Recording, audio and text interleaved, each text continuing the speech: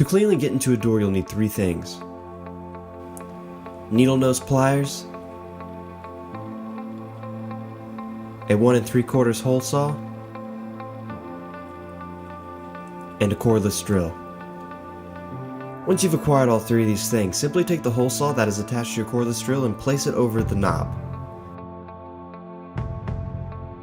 This could take up to 2 minutes until the metal facing of the doorknob is finally ready to come off.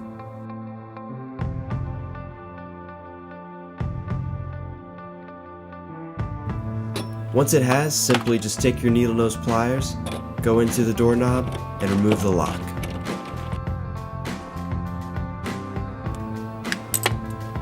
Lastly, you're going to take those needle nose pliers and turn the locking shaft.